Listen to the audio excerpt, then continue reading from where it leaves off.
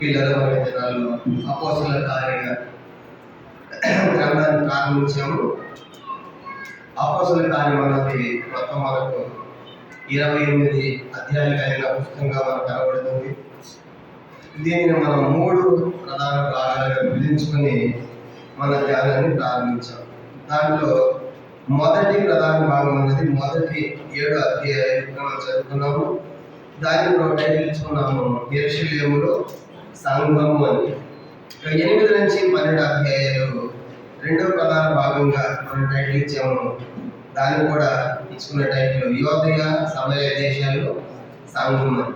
ఇక మూడవది 13 నుంచి 28 అధ్యాయాలు మూడవ ప్రధాన భాగంగా మనం టైటిల్ ఇచ్చాము. దాన్ని కూడా ఒక టైటిల్ ఇచ్చారు అన్యుల దేశాలలో సంఘం, లేదంటే బోధి అంత్యముల వరకు సంఘం, లేదంటే అపోస్తలుల పౌలు గారి ప్రయాణాలు టైటిల్ ఇచ్చుకుని మొదటి ప్రధాన భాగాన్ని ప్రారంభించాం. మొదటి ప్రధాన భాగం అన్నది మొదటి 7 అధ్యాయాలు అయితే మన ధ్యానం వచ్చేసి 5వ అధ్యాయం అయిపోయింది. 5 అయిపోయింది. 6 ప్రారంభించాము. 6వ అధ్యాయములో మొదటి సంగతి మనం ముగించుకున్నాం. 6వ అధ్యాయంలో మన ధ్యానం సాగుతుంది. 6వ అధ్యాయం అంటే మొత్తం 15 వచనాలు అయితే దాన్ని 2 భాగాలుగా విభజించుకున్నాము. మొదటి 7 వచనాలు మొదటి ప్రధాన భాగంగా మనం టైటిల్ ఇచ్చుకున్నాం. మొదటి సంగతిగా దానికి ఇచ్చిన టైటిల్ ఏంటంటే తెలివైన నాయకత్వపు నిర్ణయం, లేదంటే సంఘ ప్రభుత్వం లేదా సంఘ పాలన అని టైటిల్ ఇచ్చుకున్నాం. అది అయిపోయింది కదా. మొదటి 7 వచనాలు ముగించుకున్నాము. ఇది 6వ అధ్యాయంలో ఇక రెండవ సంగతి మనం ప్రారంభించబోతున్నాం. రెండవ సంగతి అనేది 8 నుంచి 15 వచనాలు అపోస్తలుల కార్యములు 6వ అధ్యాయం. మొత్తం 15 వచనాలు ఈ అధ్యాయాన్ని 2 భాగాల్లో విభజించుకున్నాము. మొదటి 7 వచనాలు మొదటి సంగతిగా మనం ధ్యానం చేసాం ఆల్రెడీ. దానికి ఇచ్చిన టైటిల్ తెలివైన నాయకత్వ నిర్ణయాలు, లేదా సంఘ ప్రభుత్వము సంఘ పాలన. ఎలా ఉండాలి సంఘం? సమస్యలు వచ్చినప్పుడు అని చూసినప్పుడు సమస్యలు లోపలి ద్వారా ఉన్నాయి, బయట ద్వారా ఉన్న సంఘం. అలాంటి లోపల సమస్యలను లోపలి వాళ్ళని ఆత్మీయంగా ఉన్న వాళ్ళు కానీ ఒక అడ్మినిస్ట్రేషన్, ఒక కమిటీ, ఒక బాడీ పెద్ద లాంటిది ఈ దినాలు చెప్పాలంటే అట్లా ఏర్పాటు చేసి ఎలా పరిష్కారం చేయాలో అపోస్తలులు చక్కని మాదిరి చూపించారు. ఉండవలసినటువంటి మనుషులు కూడా ఆత్మతో ఉండాలి, ఆత్మీయంగా ఉండాలి, దైవ జ్ఞానంలో ఉండాలి, మంచి పేరు ఉండాలి, విశ్వాసం ఉండాలి, పరిశుద్ధ ఆత్మను కలిగి ఆత్మను నింపబడి అనుభవాలు కలిగి అట్లాంటి వారిని అడుగు నియమించుకోమని చెప్పినట్లుగా మనకు వస్తాం. అట్లాంటి వారి ద్వారా సంఘములో సమస్యలు పరిష్కరించబడతాయి.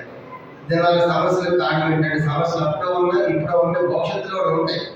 కానీ సరైన బాడీ, సరైన అడ్మినిస్ట్రేషన్, ఆత్మీయులైన ఉన్నప్పుడు సంఘంలో సమస్యలు పరిష్కరించబడడానికి అవకాశం ఉందనే సంగతి మనం జ్ఞాపకం చేసుకున్నాం.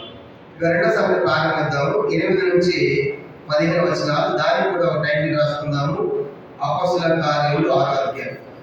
8 నుంచి 15 వచనాలు రెండో సంగతి. దానికి ఇచ్చే టైటిల్ ఏంటంటే యేసు ప్రభువును గురించి స్టెఫను గారి సాక్ష్యం. యేసు ప్రభువును గురించి స్టెఫను గారి సాక్ష్యం అని మనం రాసుకుందాము. యేసు ప్రభువును గురించి స్టెఫను గారి సాక్ష్యం అని రాసుకుని మనం ప్రారంభిద్దాము. 8వ వచనం. స్టెఫను కృపతోను బలంతోను నిండిన వాడే ప్రజల మధ్య మహత్కార్యములను గొప్ప సూత్రికలను చేయుచుండెను. గమనించమంటే ఎవరి స్టెఫను గారంటే నియమించబడిన 7గురిలో ఒకడు. చూడండి, 7 మందిలో 5వ వచనంలో స్టెఫను మనం ఎప్పుడు చేస్తాం చూడండి. స్టెఫను ఇంకా నిన్ను మొట్టమొదటి స్టెఫన్గా ఉంది. స్టెఫను ఆ స్టెఫన్ అయిన అంటే ఆయన 7 మందిలో ఒకటిగా ఉన్నాడు. తర్వాత అంటే ఆ బాడీలో కమిటీలో ఉన్నాడు. ఆ తర్వాత అతడు సూచక్రియలు మహత్కార్యాలు కూడా చేస్తున్నాడు. స్టెఫను గారు సూచక్రియలు మహత్కార్యాలు కూడా చేస్తున్నట్టే మనం చూస్తాం. సూచక్రియలు మహత్కార్యాలు చేస్తున్నట్టే స్టెఫను గారు ఎలా చేయగలిగాడు ఈ సూచక్రియలు మహత్కార్యాలు? వాళ్ళ మీద ఏంటంటే అపోస్తలులు చేతులు పెట్టారు. ఆలోచన చూడండి, వారిని అపోస్తలులు ఎదుట నిలబెట్టని మీరు ప్రార్థన చేసి వారి మీద చేతులు ఇచ్చారు. ఎప్పుడైతే అపోస్తలులు ఈ 7 మంది మీద చేతులు పెట్టారో ఈ అపోస్తలుల పవర్స్ ఎవరు పాస్ అయినాయి? 7 మంది కూడా వచ్చండి అపోస్తలులు. వీళ్ళు కూడా సూచక్రియలు మహత్కార్యాలు చేస్తున్నారు. స్టెఫను గారు కూడా చూడండి 8వ వచనంలో స్టెఫను గారు గొప్పతో నిండుకున్నాడు, బలంతో నిండుకున్నాడు, ప్రజల మధ్య మహత్కార్యములు గొప్ప సూచికలు చేస్తున్నాడు. 8వ అధ్యాయం ఫిలిప్పు గారు కూడా 8వ అధ్యాయము చూడండి 5-6 వచనాలు. 8వ అధ్యాయము అక్కడ ఫిలిప్పు గారు కూడా ఇలాగే చేస్తాడు. 8వ అధ్యాయము 5-6 వచనాలు. అప్పుడు ఫిలిప్పు సమరయ పట్టణం వరకు వెళ్ళి క్రీస్తు వారిని ప్రకటించడం నేను బహు జన సమూహములు విని ఫిలిప్పు చేసిన సూచికలను చూచినందున అతను చెప్పిన మాటలు ఏంది ఏక మనస్సు లక్ష్యం ఉంచగా. కనుక ఫిలిప్ గారు కూడా చూడండి 6వ వచనంలో సూచికలు చేస్తారు. ఎవరి ఫిలిప్ గారు? 6వ అధ్యాయం 5వ వచనంలో రెండవ వ్యక్తి ఫిలిప్ అని పంపిస్తారు. ఆ ఫిలిప్పే కాబట్టి అంటే బాడీలో కమిటీలో ఉన్నవాడు ఏదో పెద్దలుగా లెక్క ఉండటమే కాకుండా వాళ్ళు ఈ పని చేస్తున్నారు, దేవుని పని చేస్తున్నారు, అద్భుతాలు చేస్తున్నారు. అంటే 2 పనులు, సంఘంలోని బాధ్యతలు చూస్తున్నారు, సమస్యలు పరిష్కరిస్తున్నారు, అదే సమయంలో దేవుని యొక్క వాక్యాన్ని కూడా వాళ్ళు ప్రార్థిస్తున్నట్లుగా ఈ బాడీ మనకు కనపడుతుంది. అలాగే స్టెఫను గారు 6వ అధ్యాయం 7వ వచనంలో స్టెఫను గారు సూచికలు గొప్ప మహత్కార్యాలు చేస్తున్నాడు. 9వ వచనం అపోస్తలుల కార్యములు 6వ అధ్యాయం 9వ వచనం. అప్పుడు లిబెర్తనీయుల అనబడిన సమాజంలోను, కురేనీయుల సమాజంలోను, అలెగ్జాంద్రియ సమాజంలోను, కిలికియా నుండి ఆసియా నుండి వచ్చిన వారిలో కొందరు వచ్చి స్టెఫనుతో తర్కించిరి గాని మాటలాడేందుకు అతను అనుభవించిన జ్ఞానమును అతనిని ప్రేరేపించిన ఆత్మల వారు ఎదిరింపలేకపోయేది. 9వ వచనం చూడండి, లిబెర్తనీయుల అనబడిన సమాజం అని చూస్తారు.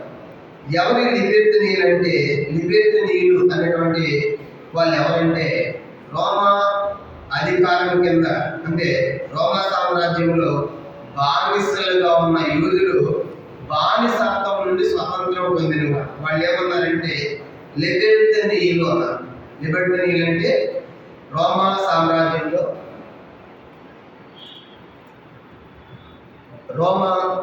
సామ్రాజ్యంలో రోమీల కింద బానిసలుగా ఉన్న యూదులు స్వతంత్రం పొందారు. కనుక అట్లా రోమీల దగ్గర నుంచి స్వతంత్రం పొందిన యూదులు ఏమన్నారు? లిబెర్తనీయులు అంటారు. అంటే లిబెర్తనీయులు అంటే అదనమాట. అంటే అప్పుడు దాకా వాళ్ళు రోమా సామ్రాజ్యంలో రోమీల కింద దాసులుగా బానిసలుగా ఉన్నారు. ఇప్పుడు వాళ్ళు స్వతంత్రులయ్యారు, విడిపించబడ్డారు. అట్లాంటి వారిని లిబెర్తనీయులు అంటారు. రోమా వారి నుండి స్వతంత్రము పొందిన వారు, దాసులుగా ఉండి విడిపించబడే యూదుల శాఖ అన్నమాట. వారిని లిబెర్తనీయులు అంటారు. వాళ్ళు ఉన్నారు. తర్వాత కురేనీయులు. 9వ కురేనీయులు అంటే కురేనీయుడు అనగా నీగ్రో, నల్ల జాతి వారు, ఆఫ్రికా ఖండానికి చెందిన వారు. అప్పుడప్పుడు చూడండి రింగులతో మనకి నల్లగా కనపడతారు, చూడండి కొవ్వులాగా ఉంటారు. కనుక వాళ్ళే కురేనీయులు అంటే మరి నల్లగా ఉండేటువంటి వారు. కనుక వాళ్ళు ఉన్నారు. అదే ఇథియోపియా మనం చూస్తాం కదా, సోమాలియా, సూడాన్ ఈ ప్రాంతాలు ఇవన్నీ కూడా కనుక ఆఫ్రికా కాంటినెంట్, ఆఫ్రికా ఖండంలో నల్లగా ఉంటారు. కనుక ఆ కురేనీయుల సమాజం వాళ్ళు ఉన్నారు. అలెగ్జాంద్రియ సమాజము, కిలికియా నుండి ఆసియా నుండి వచ్చిన వారిలో చూసామంటే కొందరు వచ్చి స్టెఫను గారితో తర్కించిరి గాని. కానీ వీళ్ళందరితో స్టెఫను గారు మాట్లాడుతున్నాడు. దేని గురించి మాట్లాడుతున్నాడు? యేసు ప్రభువు గురించి. ఎవరి గురించి? యేసు ప్రభువు గురించి. ఎవరెవరితోనూ?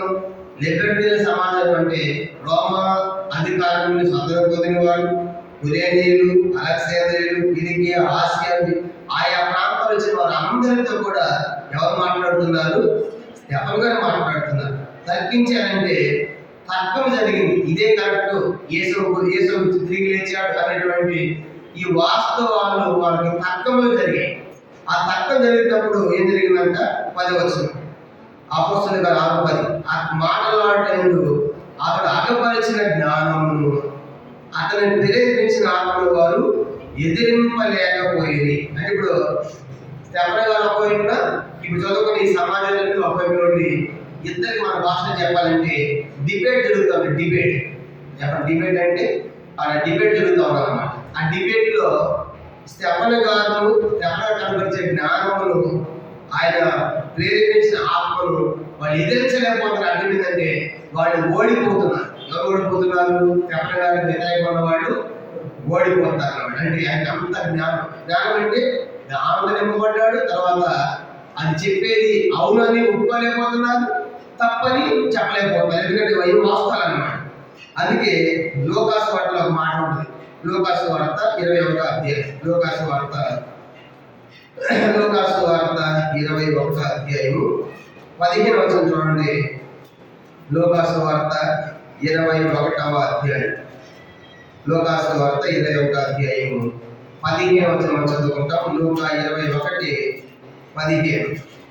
మీ విరోధులందరూ ఎదురాటకును కాదనుటకును వీళ్ళు కాని వాకులు జ్ఞానం లేని మీకు అడుగులైంది. యేసవన్నాడు, మీ విరోధులందరూ కూడా ఎదురాడతారు, దాన్ని కాదనుటకును వీళ్ళు కాని వాకులు జ్ఞానం మీకు అనుగ్రహిస్తారు. ఇప్పుడు స్టెఫెను గారికి అలాంటి జ్ఞానం ఇచ్చారు, అలాంటి వాకులు. వాళ్ళు ఇప్పుడు అది చెప్పేది కాదు అని అనలేకపోతున్నారు, వాళ్ళు ఎదురాడుతారు, పోరాడుతున్నారు. కానీ ఇప్పుడు ఒక మాట చెప్పాలంటే వాళ్ళు స్టెఫెను గారు చెప్పే ఎన్ని వాస్తవాలని వాళ్ళకి తెలిసి, అంటే స్టెఫెను గారు ఓడించలేకపోతున్నారు, సత్యాన్ని అంగీకరించలేకపోతున్నారు. ఇప్పుడు అక్కడ ఏం చేస్తారు చెప్పండి? ఇలా అర్థమైపోయింది కనుక అయ్యో మన అర్థంతో వాదించలేకపోతున్నాం, ఆయన చెప్పేది వాస్తవాలు అయిపోయినాయి అన్నప్పుడు ఏం చేస్తాడు? ఇక అతను చంపాలని ప్రయత్నం చేస్తారు. ఆ మధ్య ప్రవీణ్ పగలాలను కూడా చంపారు కదా, ఆయన కూడా చెప్పిన కారణం ఏంటంటే ఇది ఆయన అనుభవించిన జ్ఞానము, తర్వాత ఆయన చెప్పే సంగతులు ఎవరు ఎదిరించలేకే. ఇది రాజ్యాంగ పరంగా కాదు, బైబిల్ పరంగా కానీ అన్ని మత పుస్తకాల నుంచి ఆయన చదివి తోడేకి చెప్పినప్పుడు ఆయన చెప్పినవన్నీ వాస్తవాలు కనుక ఆయన చెప్పేది వాస్తవాలను అంగీకరించలేకపోతున్నారు. కాబట్టి అంగీకరించడానికి అలాంటి ఏం చేయాలి? చంపాలని ప్రయత్నం చేసేది ఆయన చెప్పారు. కానీ ఇప్పుడు స్టెఫెను గారి విషయంలో కూడా ఈ చెప్పేవన్నీ కూడా వాస్తవాలే, కానీ ఆయన ఎదిరించలేకపోతున్నారు. స్టెఫెను గారిని ఎదిరించలేకపోతున్నారు, తప్పని అనలేకపోతున్నారు, ఎందుకంటే వాస్తవాలు. అప్పుడు ఏం చేశారంట? అనేది మనం ఓడిపోతున్నాం ఈ డిబేట్లో, ఈయన గెలుస్తున్నాడు కాబట్టి ఏం చేయాలనుకున్నారు వాళ్ళు. ఇప్పుడు చూడండి 6వ అధ్యాయము 11వ వచనం. 6వ అధ్యాయము 11వ వచనం. అప్పుడు వారు వీడు మోషే మీదను దేవుని మీదను దోషుల వాక్కులను కలుగా మేము ఇంటిమని చెప్పిన మనుషులను వదులుచుకొని ప్రజల పెద్దలను శాస్త్రులను లేపి అతని మీదకి వచ్చి అతను పట్టుకొని మహాసభ ఎదురు తీసుకుని పోయి అబద్ధ సాక్షులను నిలవబెట్టిరి. వారి మనుషులు ఎప్పుడు ఈ పరిశుద్ధ స్థలములకు మన ధర్మశాస్త్రం విరోధంగా మాట్లాడుచున్నాడు. ఈ నజరేయుడైన యేసు ఈ చోటును పాడు చేసి మోషే మనకిచ్చిన ఆచారాలను మార్చులని వీడు చెప్పగా మేము వింటికి మానేది. కానీ ఇప్పుడు అనేది మనం ఓడిపోతున్నాము, ఆయన చెప్పేదాన్ని మనం ఎదిరించలేకపోతున్నాం, ఏం చేద్దామని చెప్పేసి ఇతను చంపాలి అనుకున్నారు. ఎవరిని? స్టెఫెను గారిని చంపాలని ఉంటే చంపకూడదు. చంపాలంటే ఏదో ఒక నింద వేయాలి, ఏదో ఒక అబద్ధ సాక్ష్యాన్ని చెప్పాలి. ఏం చెప్పారంటే వాళ్ళు మొత్తం ఇక్కడ గమనించామంటే, మరి మొట్టమొదటి అబద్ధ సాక్ష్యం ఏంటంటే మోషేను దూషించాడు. ఎవరు దూషించాడంట? మోషేను. తర్వాత దేవుని మీద కూడా దూషించాడు. ఒకటి మోషేను దూషించాడు, రెండవది దేవుని మీద దోష వాక్యాన్ని దూషించడం. మోషేను దూషించాడు, దేవుని దూషించాడు రెండవది. మూడవది 13వ వచనంలో పరిశుద్ధ స్థలములకు విరోధముగా మాట్లాడుతున్నాడు. పరిశుద్ధ స్థలం అంటే యెరూషలేము అందరూ దేవాలయానికి వ్యతిరేకంగా మాట్లాడుతున్నాడు. మూడవది. నాలుగవది 13వ వచనంలోనే ధర్మశాస్త్రం విరోధంగా మాట్లాడుతున్నాడు. నాలుగవది. ఐదవది నజరేయుడైన యేసు గురించి ప్రకటిస్తున్నాడు. ఈ 4 నెపాలు మోపారండి. మొదటిది మోషేను దూషించాడు, రెండవది దేవుని దూషించాడు, మూడవది పరిశుద్ధ స్థలం అంటే యెరూషలేము మందిరాన్ని ఆయన దానికి వ్యతిరేకంగా మాట్లాడుతున్నాడు. తర్వాత మన ధర్మశాస్త్రానికి విరోధముగా మాట్లాడాడు కనుక తర్వాత యేసుని గురించిన ఇది ప్రకటిస్తాడని ఈ సంగతులను చెప్పారు. వాస్తవానికి స్టెఫెను గారు దూషించాడా? మోషేను ఏమన్నా? మోషేను దూషించలా, దేవుని దూషించలా, దేవాలయానికి వ్యతిరేకంగా మాట్లాడలేదు, ధర్మశాస్త్రం వ్యతిరేకంగా మాట్లాడలేదు. కానీ ఈ 4 తప్పులు ప్రధానంగా ఆయన మీద మోపి అక్కడ ఎట్లా కుదుర్చుకున్నారంటే వాళ్ళని చూడండి, ఎట్లా కుదిర్చారంటే వాళ్ళు 11వ వచనంలో అప్పుడు వారు వీడు మోషే మీదను దేవుని మీదను దోషణ వాక్యం కలిగి మేము ఇంటిమని చెప్పాడు మనుష్యులను కుదుర్చుకోవడం అంటే ఆ మనుషులకి ఏమి ఇచ్చారు? డబ్బులు ఇచ్చి కనుక మీకు ఇంత ఇస్తాము, ఇలా మీరు చెప్పాలి. ఏమని చెప్పాలి? ఇది మోషే తిట్టాడే మేము చూసాము, దేవుడు కూడా తిట్టాడు, దూషించాడు మేము చూసాం, ఈ సంగతిలో మీకు చెప్తే మీకు ఎంత ఇస్తామని కుదుర్చుకున్నారంట. అంటే అబద్ధ సాక్ష్యాలు ఏం చేశారు చెప్పిన వాళ్ళు? కుదుర్చుకున్నారు. యేసు టైంలో కూడా సేమ్ ఇదే జరిగింది. యేసు టైంలో కూడా ఇప్పుడు ఎవరి దగ్గర కూర్చి ఇవన్నీ ఎవరి దగ్గర జరుగుతున్నాయి? 12వ వచనంలో ఎవరైనా పెద్దలు అన్నారు, తర్వాత ప్రజలను పెద్దలను శాస్త్రులు అతని మీద లేపారు. 13 అతను పట్టుకొని మహాసభ ఎదురు తీసుకుని పోయాడు. ఏంటి మహాసభ? 70 మంది సభ్యులతో కూడా సంఘటన సభ. ఆ యొక్క మహాసభ ముందు ఈ అబద్ధ సాక్షులను నిలబెట్టాడు. సరే, ఇప్పుడు మొత్తానికి అదే మనం ఓడిపోయాం డిబేట్ లో. ఆయన చెప్పేది వాస్తవాలే, ఆయన ఎదిరించలేకపోతున్నాం కాబట్టి అతను లేపేద్దాం, అతను చంపేద్దాం అనుకున్నాడు. మరి చంపాలంటే ఆ మహాసభ ఒట్టొట్టిగా సంపద కనుక కఠినమైనటువంటి నియమాలు ఉండాలి, అతను చేసి తప్పులు ఉండాలి. దానికోసం మనుషులకు తెలుసుకుని మీరు చెప్పాలి, ఈయన మోషేని తిట్టాడు, దేవుని తిట్టాడు, తర్వాత ధర్మశాస్త్రం వ్యతిరేకంగా మాట్లాడాడు, దేవాలయం వ్యతిరేకంగా మాట్లాడే సంగతులు మీరు చెప్పాలని చెప్పేసి మనుషులను కుదుర్చుకున్నారు. యేసు టైంలో కూడా సేమ్ ఇదే జరిగింది. మార్కు సువార్త 14వ అధ్యాయం అబద్ధ సాక్ష్యాలు తీసుకొచ్చారు. మార్కు సువార్త 14వ అధ్యాయం యేసు ప్రభు వారి మీద కూడా వారు అబద్ధ సాక్ష్యాలు తీసుకొచ్చారు, కానీ అవి సరిపడలేదంట. మార్కు సువార్త 14వ అధ్యాయము 56, 57 వచనాలు. మార్కు సువార్త 14వ అధ్యాయము 56, 57 వచనాలు చదువుకున్నాం.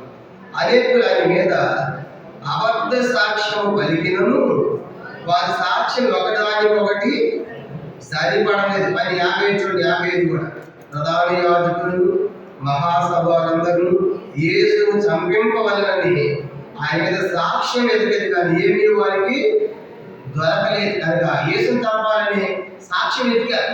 ఏ తప్పులు చంపుదామంటే ఏది దొరకట్లా. అందుకే చేసిన 56లో అనేక అబద్ధ సాక్ష్యం పలికినాను వారి సాక్ష్యం ఒకదానికొకటి. అంటే అర్థం ఏంటి? అబద్ధ సాక్ష్యం చెప్పారు కానీ అవి పుస్తకాలు సరిపోవట్లేదు, అవి సెట్ అవట్లేదు, అర్థంగా లేవు, అది అబద్ధంగా కనబడ్డది అనమాట. అయినప్పుడు యేసును చంపారు. సేమ్ యేసు ప్రభు టైంలో ఎట్లా అబద్ధ సాక్ష్యాలు పలికారో యేసు ప్రభు మీద, ఇప్పుడు స్టెఫెను గారి మీద కూడా ఏం పడిపోతారు చెప్పండి, వాళ్ళు కూడా అబద్ధ సాక్ష్యాలు పలకబోతున్నారు. కాబట్టి అబద్ధ సాక్ష్యం కనుక అబద్ధం ఆడేవాళ్ళు పగలో కనుక వెలుపల ఉంటారు. కనుక అబద్ధ సాక్ష్యాలు చెప్పకూడదు. కనుక ఆ ధర్మశాస్త్ర ఆత్మలో కాకుండా అబద్ధ సాక్ష్యాలు మనం చెప్పకూడదు. కనుక యేసు ప్రభు వారి మీద అబద్ధ సాక్ష్యాలు పలికారు, స్టెఫెను గారి మీద అబద్ధ సాక్ష్యాలు పలికారు. ఆదిగా యేసు గురించి చంపారు, స్టెఫెను గురించి చంపబోతున్నారు. అబద్ధ సాక్ష్యాల్లో ఏం చెప్తున్నారు వాళ్ళు? ప్రధానంగా ఏం చెప్తున్నారంటే దేవుని మీద మోషే మీద దూషణ వాక్యములు అంటే దూషించాడు, దేవుని దూషించాడు. ధర్మశాస్త్రంలో దేవుని దూషించిన వాళ్ళు ఏం చేయాలంట? లేవియాకాండం 24వ అధ్యాయం చూడండి. ఎవరైనా దేవుని తిట్టినట్లయితే ధర్మశాస్త్రంలో దేవుని దూషిస్తే వాళ్ళు ఏం చేయాలంట? లేవియాకాండము 24వ అధ్యాయము 16వ వచనం చదువుకుంటాం అందరం కలిసి. లేవియాకాండము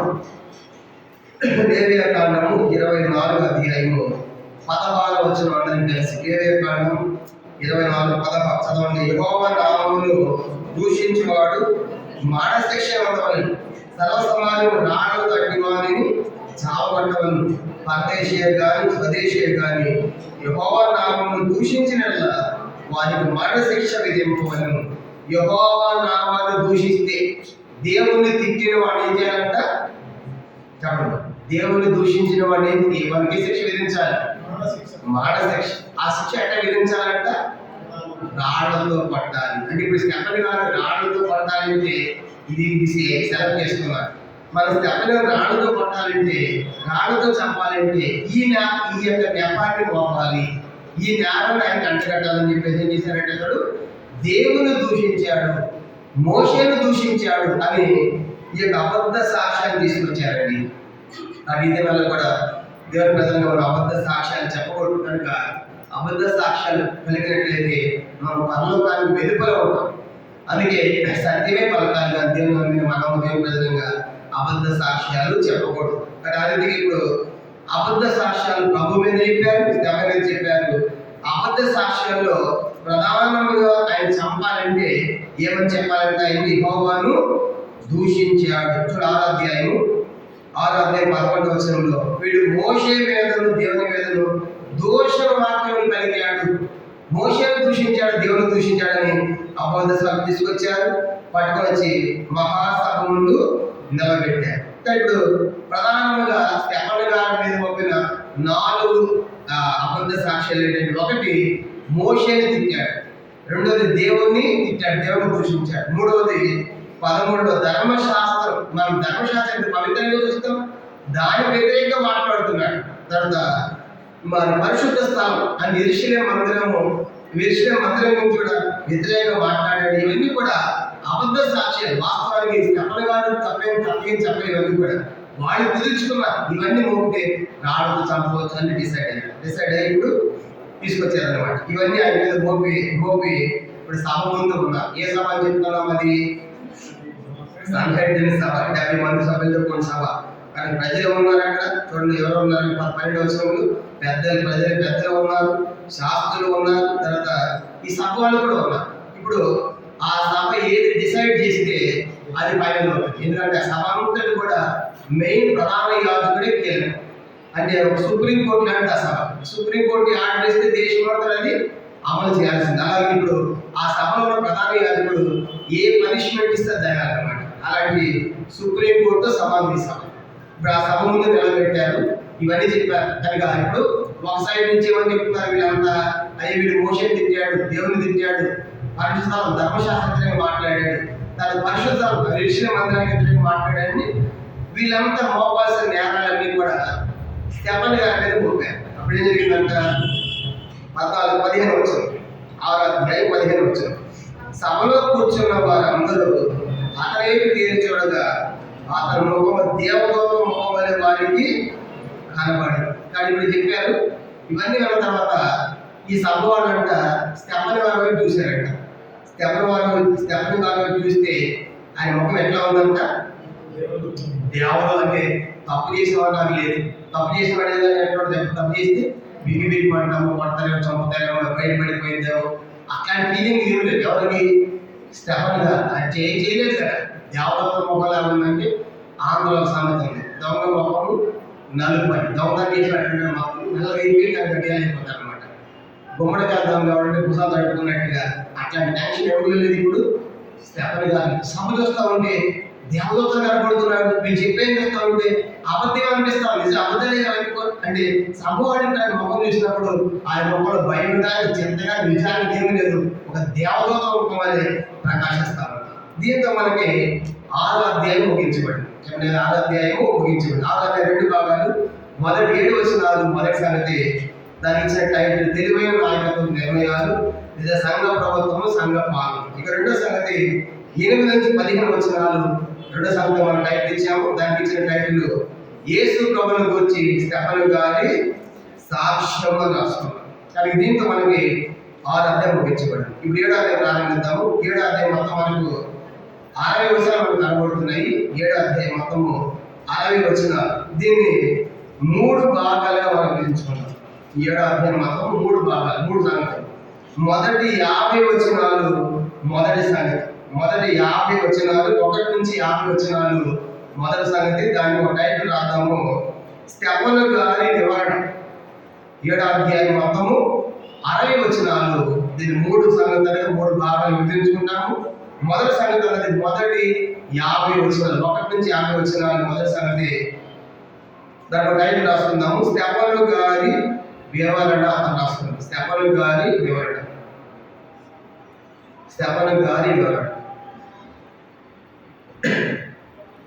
ఇప్పుడు సభ ఉంది, సంఘటన సభ ఉంది. సభ వైపున ఒక వైపు ఉన్నటువంటి వాక్యం చెప్పారు. ఎవరు వాళ్ళంతా కూడా స్టెఫను తగ్గించిన వారందరూ కూడా 4 ప్రధానమైన అబద్ధ సాక్ష్యాలు ఎవరు పలికారు? స్టెఫను గారిని పలికారు, చెప్పారు. సభోడు విని ఎవరైనా చూశారు? ఇప్పుడు స్టెఫను చూశారు. స్టెఫను చూస్తే స్టెఫనులో అలాంటి భయం ఏమి కనపడలేదు, కానీ దేవదూతలాగా ఉంది. ఇప్పుడు నెక్స్ట్ ఎవరు చెప్పాలి? వాళ్ళు చెప్తారు. నెక్స్ట్ ఎవరు చెప్పాలి? పంచాయతీలో ఇప్పుడు స్టెఫన్ గారు చెప్పాలి, మీరు చెప్పారు కదా, నేను ఆ సంగతి చెప్పాను కనుక ఇట్లా చేశాడే కాబట్టి ఇతను చంపాలని వాళ్ళు తీసుకొచ్చారన్నారు. ఇప్పుడు నెక్స్ట్ ఇప్పుడు ఎవరు అవకాశం చెప్పాల్సింది ఎవరు? రెండో భాగం ఎవరికి అవకాశం? ఇప్పుడు స్టెఫన్ గారు 7వ అధ్యాయం చూడండి ఎక్కడ ప్రారంభమవుతుందో. 7వ అధ్యాయం. ప్రధాన యాజకుడు, అప్పుడు బహుశా ప్రధాన యాజకుడు కైఫానే అయి ఉంటాడు కనుక ఆ టైంలో కైఫా ఉంటాడు కనుక ప్రధాన యాజకుడు కైఫానే అయి ఉండవచ్చు కనుక యేసు టైంలో ఉన్నాడు కదా, ఆయన అయి ఉండవచ్చు అనేది పండితుల అభిప్రాయం. తర్వాత ఇప్పుడు స్టెఫన్ గారు ఉన్నాడు, అతని ముఖం దేవత ముఖం ప్రకాశిస్తూ ఉంటే ప్రధాన యాజకుడు స్టెఫన్ గారి గురించి అంటున్నాడు. 7వ అధ్యాయం మాత్రం ప్రధాన యాజకుడు ఈ మాటలు నిజమేనా అని అడిగింది. ఏ మాటలు? ఒకటి మోషే తిట్టామంట, దూషించాం. రెండవది దేవుని దూషించాం. 3 పరిశుద్ధ స్థలానికి వ్యతిరేకంగా మాట్లాడాడు. 4 ధర్మశాలకు వ్యతిరేకంగా ఈ 4 సంగతులు నిజమేనా అని అడిగాడు. ఎవరు అడిగింది? ప్రధాన యాజకుడు స్టెఫన్ గారిని అడిగాడు. ఇప్పుడు స్టెఫన్ గారు ఏం చెప్పాలంటే అవును అని చెప్పాలి, లేదంటే కాదు అని చెప్పాలి. ఇప్పుడు ఆయన అబ్రహాం నుంచి వెళ్ళిపోతున్నాడు చెప్పడానికి, కానీ దాని సమాధానము ఒక మాటలో చెప్పలేడు. 50 వచనాలు చెప్పాడు. ఏ వచనాలు? 50 వచనాలు చెప్పాడు దాని సమాధానం. ఇప్పుడు ఏమంటున్నాడు? 2వ వచనం. అందుకు స్టెఫన్ చెప్పినది ఏమనగా సహోదరులారా, తండ్రులారా మీరు చాలండి. ఇప్పుడు స్టెఫన్ గారికి ఆపోజిట్ వాళ్ళందరూ శత్రువులా సహోదరులా? చెప్పండి. అసలే దేవుడు వాడు శత్రువులు కదా కనుక ఎదుర్కొన్నారు. ఈరోజు చెప్పారు వాడున్నారు కానీ ఇప్పుడు అంటే సహోదరులు అంటాడు. మనమైతే మన శత్రువు ఏం మాట్లాడుతున్నావు కనుక నేను చెప్పాను అబద్ధము అని మోసం తిట్టాను, దేవుడు తిట్టాను కానీ అది అక్కడ పట్లాడతాం, అక్కడ పంచాయతీ పెడతాను. కానీ ఆయన అంటున్నాడు శత్రువుల విషయం అంటే ఎప్పుడు వాళ్ళ విధంగా స్టెఫన్ గారు శత్రువులే చెప్పాలనుకుంటారు కదా, కానీ స్టెఫన్ గారి శత్రువులు ఎంచుకోవట్లేదు. వాళ్ళు నాకు శత్రువులు కాదు, వాళ్ళు కూడా నాకు సహోదరుని. స్టెఫన్ గారు ఏ మనసు చెప్పండి? శత్రువులు కూడా సహోదరునిగా చూసే మనసు స్టెఫన్ కనబడుతుంది. సహోదరులు అంటాడు కనుక నిజంగా ఇన్ని అబద్ధ సాక్షి చెబితే మనం ఏం చేస్తాం చెప్పండి? తట్టుకుంటామా?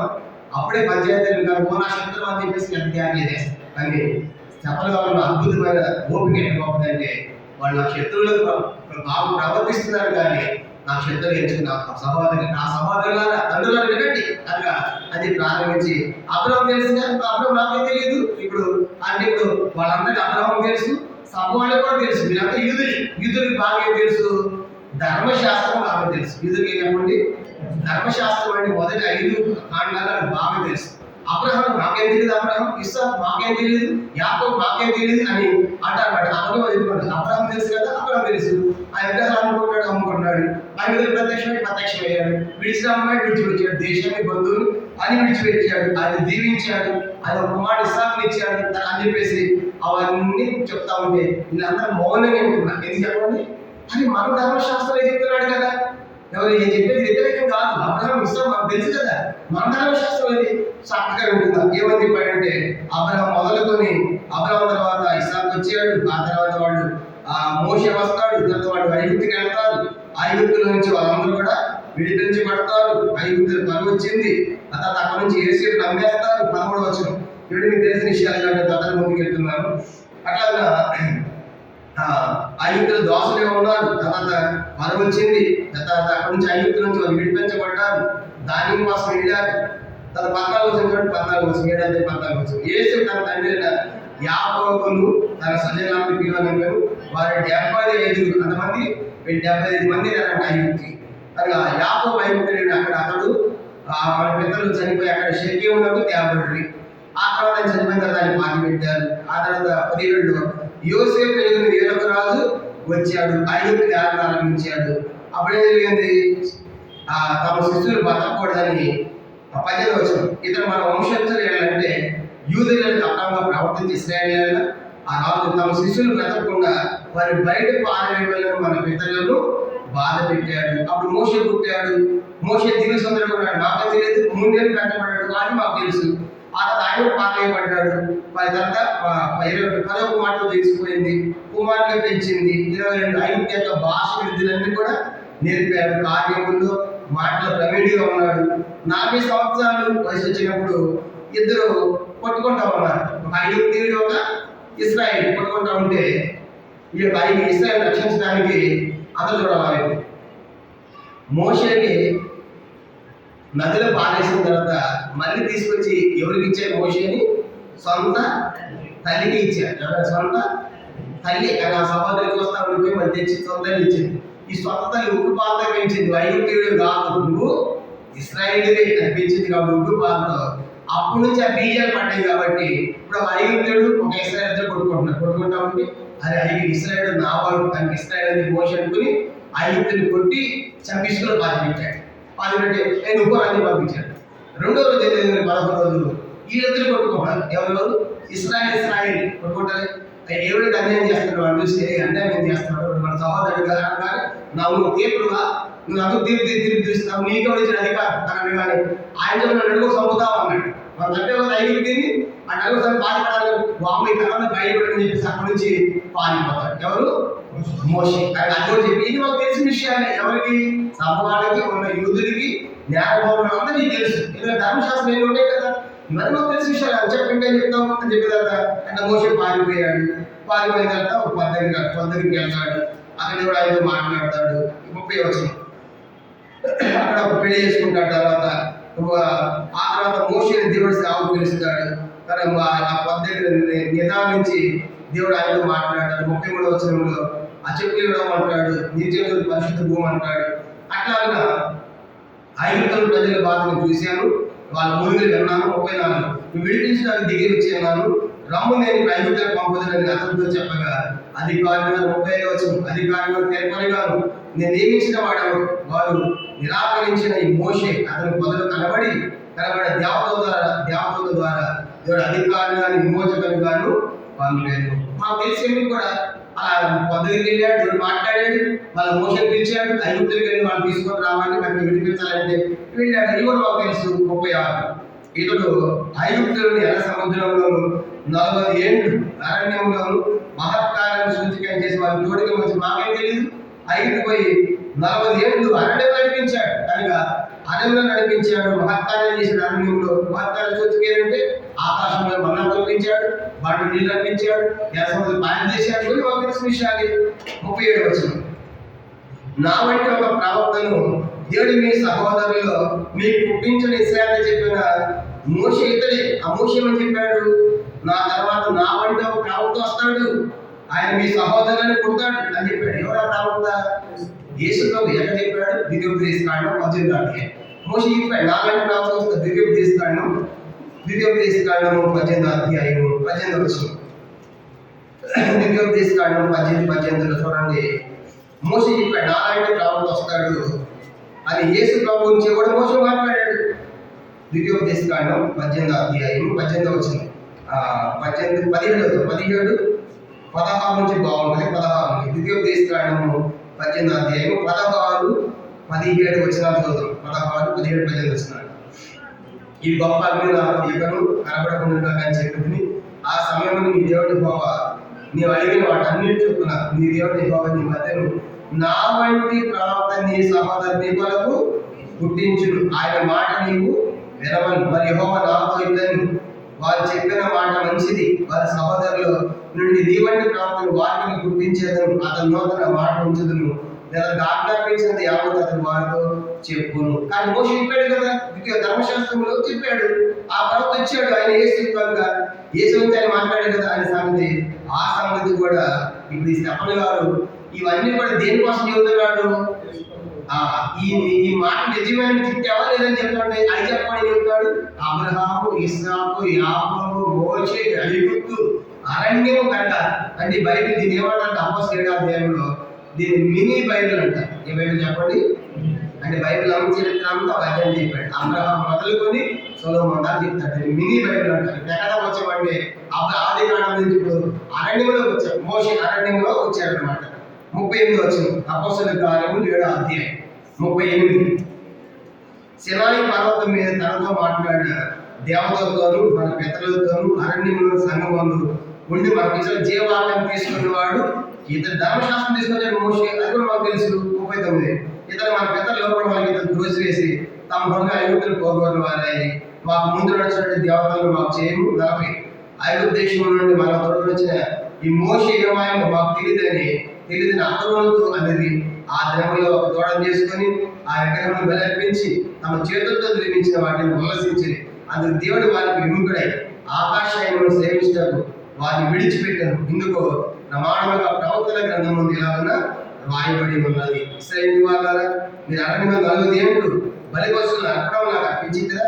మీరు పూజించడానికి చేసుకున్న ప్రతిమైన ములెకు గుడాలను రంపైన దేవత యొక్క నక్షత్రం మోసుకొని పోతుంది. ఇది ఎక్కడ చెప్పాడు కనుక అంటే ఈ యొక్క ప్రవచనము పాత నిబంధనలు ఎక్కడ పడుతుంది? ఆమోసు గ్రామం. ఇశ్రాయేలు వారి మీరు అరణ్యంలో 40 ఏళ్ళు బలి అర్పించారా అని ఏ గ్రామం చెప్పాడు? ఆమోసు గ్రంథం 5వ అధ్యాయం 25 నుంచి 27 వచనాలు. కాబట్టి వాళ్ళకి ఈ కూడా తెలుసు, ప్రాపర్ అందరూ కూడా తెలుసు. కానీ ఆమోసు ప్రవక్త ఏమని చెప్పాడు అని ఇవన్నీ కూడా వాళ్ళకి తెలిసిన సంగతులే మొదలు పెట్టాడు. ఆమోసు గ్రంథము 5వ అధ్యాయం 25 నుంచి 27 వచనాలు. ఆమోసు గ్రంథము 5వ అధ్యాయము 27 నుంచి 27 వచనాలు. Page number 758. ఇశ్రాయేలులారా, అరణ్యములు 40 సంవత్సరాలు మీరు బలులను నైవేద్యము నాకు అర్పించేదిరా. మీరు మీ దేవతైన మొలెకు గుడారమును మీరు పెట్టుకుని విగ్రహముల పీఠమును మీరు మోసుకొని వచ్చింది కదా. కాబట్టి నేను దమస్కు పట్టణం మిమ్మల్ని చెరగలిపోదును అని యెహోవా సెలవుచున్నాడు. ఆయన పేరు సైన్యములకు దేవుడు. కాబట్టి ఈ లేఖనాన్ని కోట్ చేసి ఆమోసు భక్తుడు కూడా చెప్పాడు కదా. కాబట్టి దేవుడు చెప్పిన మాట అది కూడా వాళ్ళకి జ్ఞాపకం చేశాడు. తర్వాత 44 వచ్చిన అపోస్తలుల కార్యములు అని ఇప్పుడు అప్పటి గారు చెప్పే రుజువుతో ఉంటుంది కనుక ఆ ఉన్నటి మాట ఎవరు ధర్మశాస్త్ర సంగతులే వాళ్ళు తెలిసిన సంగతులన్నీ చెప్పుకుంటూ వస్తున్నారు. 44 వచ్చిన అతను చూసిన మాటలు చెప్పిన దాన్ని చేయవాలని మోషేతో చెప్పిన వాడు ఆజ్ఞాపించిన ప్రకారం సాక్షాత్ గుడారం అరణ్యంలో మన పితరుల యొద్ద ఉండేను. 45 మన పితరులు తమ దేవతల చేత దాన్ని తీసుకుని వారి దేవుడు తమ ఎదుట నుండి వెలబడిన జనములను వారు స్వాధీనపరచుకున్నప్పుడు యెహోషువతో కూడా ఈ దేశంలో దాన్ని తీసుకుని వచ్చి అది దావీదు దినం వరకు ఉండేను. తర్వాత 46 అతడు దేవుని దయ పొంది యాకోబు యొక్క దేవుని నివాస స్థలమును కట్టగోరెను. దేవుని నివాస స్థలం, దేవుని మందిరం, పరిశుద్ధ స్థలం. ఇది అక్కడ వచ్చింది. ఆ పంచాయతీ ఎక్కడ చెప్పండి? వాళ్ళ పంచాయతీ ఏంటి? పరిశుద్ధ స్థలం వ్యతిరేకంగా మా మోషేను దూషించావు, దేవుని దూషించావు. మా యెరూషలేము దేవాలయం సొలొమోను కట్టాడు కదా బంగారంతో. అట్లాంటి పరిశుద్ధ స్థలానికి వ్యతిరేకంగా మాట్లాడాడు. పరిశుద్ధ చదివిన ధర్మశాస్త్ర వ్యతిరేకంగా మాట్లాడాడు. అది పంచాయతీ కదా. ఇప్పుడు ఆ పరిశుద్ధ స్థలం దాకా వచ్చాడు. కానీ ఇప్పుడు అబ్రహాం మొదలుకొని కట్టిన పరిశుద్ధ స్థలం యెరూషలేము దేవాలయం దాకా తీసుకొచ్చాడండి. ఇక్కడ దాకా అంతా బాగానే ఉన్నారు. ఇదంతా జరిగిన వస్త్రాలు కదా. ఇప్పుడు పరిశుద్ధ స్థలం ఉంది కదా, ఉంది. కట్టింది ఎవరు? 47 వచ్చింది. అపోస్తలుల కార్యములు 7వ అధ్యాయం 47 వచ్చింది. ఆ కట్టాలనుకున్నది దావీదు, కానీ అతను కట్టలేదు. 47 అయితే సొలొమోను ఆయన కొరకు మందిరము కట్టించెను. కానీ ఇందరూ బాగానే ఉన్నారండి. ఇప్పుడు చాలా ప్రాముఖ్యమైన చదవండి.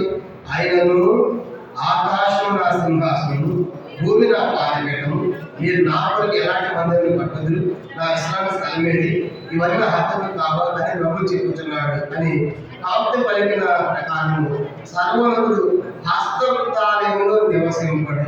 దేవుడు ఫైనల్ గా మందిరం కట్టాడు సొలొమోను వాస్తవం. అయితే ఆ దేవుడు ఈ మందిరంలో నివసింపడు. ఏ మందిరంలో?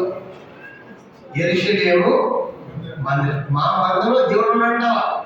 ఇప్పుడు ఏమని చెప్పాడంటే అంత మాత్రమే కాదు. ఇప్పుడు పంచాయతీ అదే కదా, నువ్వేం చెప్పావు? మందిరానికి వ్యతిరేకంగా మాట్లాడుతున్నావు అని చెప్పాడు కదా. దేవుడు అన్నాడు మందిరం కట్టాడు, మందిరం చెప్పిన వాడు ఉన్నారు. కానీ ఇప్పుడు దేవుడు ఎట్లాంటి వాడు? ఆయన ఆకాశం ఆయన మందిరం కట్టాలంటే ఆకాశం సింహాసనం వేయాలి, భూమి అంతా పాత పెట్టమే. అంత గొప్ప దేవుడిని ఈ మందిరం ఎట్లా పెడతారు? ఆయన దీంట్లో నివసింపడు. మీరు దేవుడి మాటలు వింటే మీరు హృదయం నివసిస్తారు, అంతేగాని దేవుడు మందిరంలో ఉండడు అని నేను చెప్పడం కాదు. మన సొలొమోను కూడా చెప్పాడు. మొదటి రాజులు 8వ అధ్యాయం. సొలొమోను మందిరం కట్టిన ఏమన్నాడు? మొదటి రాజులు 8వ అధ్యాయము 27 వచనం. మందిరము బంగారంతో కట్టినటువంటి మందిరము కట్టిన సొలొమోను ఏమని ప్రార్థన చేశాడు చూడండి. ఆ మందిరం గురించి మొదటి రాజులు 8వ అధ్యాయం. అందరం కలిసి చదువుదాం. 27 వచనం. మొదటి రాజులు 8వ అధ్యాయము, మొదటి రాజుల గ్రంథం 8వ అధ్యాయము 27వ వచనం అందరం కలిసి చదవండి. నిశ్చయముగా దేవుడి లోకమందు నివాసము చేయు, ఆకాశ మహాకాశము సైతం నిన్ను పట్టజాలు. నేను కట్టించిన ఈ మందిరము ఎలాగూ పట్టును. అప్పుడు సొలొమోను ప్రార్థన చేసి మందిరం కట్టిన తర్వాత, దేవా నిశ్చయముగా ఈ లోకం ఈ మందిరంలో చెప్పలేదు. ఎందుకంటే అసలు ఆకాశం మహాకాశం పడతావు దేవుడు కాదు. అట్లాంటిది దీంట్లో ఎలా పడతావు, ఎలా సరిపోతావు అని సొలొమోను చెప్పాడు. మీరు కట్టిన ఈ పరిశుద్ధ స్థలంలో ఈ మందిరంలో దేవుడు లేడు అని సొలొమోను చెప్పాడు కదా అని ఆ సంగతిని జ్ఞాపకం చేస్తారు. కాబట్టి సొలొమోను ఏమన్నాడంటే, సొలొమోను మందిరం కట్టిన తర్వాత ఈ మందిరంలో దేవుడు పడ్డాడు, దేవుడు నివసింపడు. ఎందుకంటే ఆయన ఆకాశము, ఆయన సింహాసనం, భూములు ఆయన బాధపీఠం. అట్లాంటిది సొలొమోను చెప్పాడు. దీంట్లో ఉండడానికి పరిశుద్ధాలు వ్యతిరేకంగా మాట్లాడటం కాదు, కనుక ఈ పరిశుద్ధ స్థలంలో దేవుడు నివసింపడు అని సొలొమోను చెప్పాడు. మరి దేవుడు ఏమన్నాడు ఆ మందిరం గురించి? యెషయా గ్రంథము 66వ అధ్యాయం. స్వయంగా దేవుడి కలిగి మాట్లాడుతున్నాడు. యెషయా గ్రంథం 66వ అధ్యాయం. యెషయా గ్రంథము 66వ అధ్యాయము మొదటి 2 వచనాలు. దేవుడు కూడా ఏమన్నాడు ఆ మందిరం గురించి? యెషయా గ్రంథము 66వ అధ్యాయము మొదటి 2 వచనాలు చూద్దాము. 66వ అధ్యాయం మొదటి 2 వచనాలు. యెహోవా ఇలా ఆజ్ఞించుచున్నాడు, ఆకాశము నా సింహాసనము, భూమి నా పాదపీఠము. మీరు నా నిమిత్తం కట్టనుద్దేశించి ఇల్లు ఏ పాటిది, నాకు విశ్రామ స్థానము మీరు కట్టనుద్దేశించినది ఏ పాటిది. ఆ వర్ణ్యుల హస్తకృత్యములు అవి నా వల్ల కలిగినవని యెహోవా సెలవిస్తున్నాడు. ఎవడు దీనుడై కలిగిన హృదయం గలవాడే నా మాట విని పలుకుచుండునో వాటిని నేను దృష్టించాడు. యెహోవా ఇలా సెలవిస్తాడు, దేవుడు చెప్తున్నాడు. కానీ మీరు కట్టించే నాకే సరిపోతుంది అని దేవుడు కూడా చెప్పాడు. కనుక అంటే దేవుడు కూడా దీంట్లో ఉండని చెప్పాడు, సొలొమోను దీంట్లో ఉండని చెప్పాడు. ఇప్పుడు నేను కూడా చెబుతున్నాను, దేవుడు హస్తముదాలయంలో నివసింపడు అంటే ఎప్పుడు మందిరం చెప్పి మానేసారు. దేవుడు లేడు చెప్పిన మందిరం అని చెప్పేసి కాబట్టి ఆ పని చేయకండి. కనుక దేవుడు మన హృదయాలు ఉన్నాడు, మనం అంగీకరించాం కదా. వాళ్ళ దేవుని యొక్క వాక్యం వినకుండా దేవుడు హృదయం ఇక్కడ మందిరం మందిరం మందిరం అంటాడు. మందిరం నీకెందుకయ్యా, దాంట్లో దేవుడు మాట దేవుడు మాట నీకు నీ హృదయంలో ఉంటాడు, దేవుడిగా ఉంటాడు. ఇప్పుడు స్తబ్దాలు చెప్పే సంగతి ఏంటంటే ఈ సంగతి చెప్పాడండి. ఏమని చెప్పాడు? మీరు పరిశుద్ధానికి వ్యతిరేకంగా మాట్లాడుతావు, నా మీద ఒప్పారు కదా.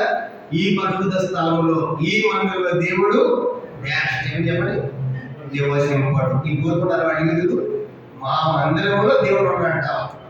అపోస్తలుల కార్యముల అధ్యాయం చూడండి, జరిగింది అపోస్తలుల కార్యముల అధ్యాయం 50వ వచనం. దీంతో మనకి మొదటి సంగతి అయిపోయింది.